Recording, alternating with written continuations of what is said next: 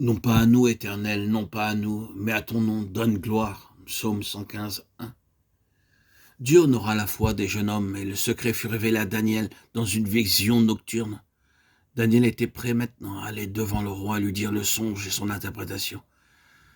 Mais il n'était pas excité au point de le faire rapidement. Il était rempli de louanges et d'actions de grâce envers Dieu, selon ce que nous pouvons voir par sa prière dans le verset 20 à 23, chapitre 1. Nous faillissons souvent dans ce domaine. Nous manquons souvent de remercier suffisamment Dieu lorsqu'il nous révèle quelque chose. Remarquez ce que dit Daniel dans sa prière, ce que nous t'avons demandé. Daniel chapitre 2, verset 23. Il reconnut ainsi que par la conjugaison de leur prière, Dieu lui révéla le songe et sa signification. Il refusa de s'attribuer un quelconque honneur. De même, devant le roi, Daniel refusa de s'attribuer l'honneur. Il déclara « Oh, si ce secret m'a été révélé, ce n'est point qu'il y a en moi une sagesse supérieure à celle de tous les vivants. » Daniel 2,30. Il y a dans les cieux un Dieu qui révèle les secrets. Si vous désirez être un vainqueur, vous ne devez jamais priver Dieu de sa gloire. L'apôtre Paul disait, par la grâce de Dieu, je suis ce que je suis. 1 Corinthiens 15, 10. Il reçut beaucoup de révélations de la part de Dieu, mais jamais il ne s'attribua aucun honneur.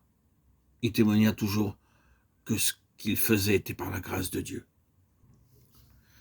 Vous devriez toujours vous cacher vous-même et dire « ce n'est pas moi, mais Dieu ». Dieu est au milieu d'elle, elle n'est point ébranlée. Dieu la secourt dès l'aube du matin. Psaume 46, 6.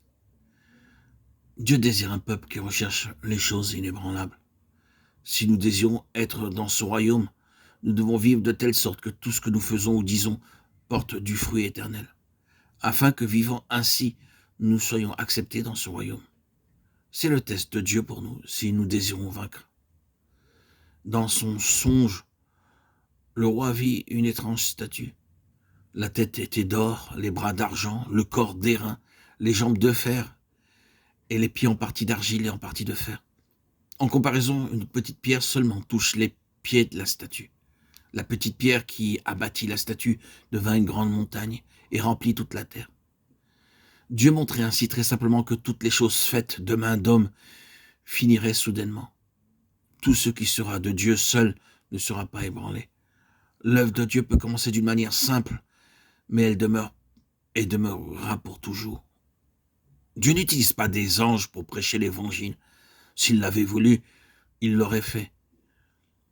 Il utilise d'humbles hommes et femmes, des vases faibles et petits, pour annoncer l'évangile. Ainsi, il brise les forteresses de Satan et établit son royaume.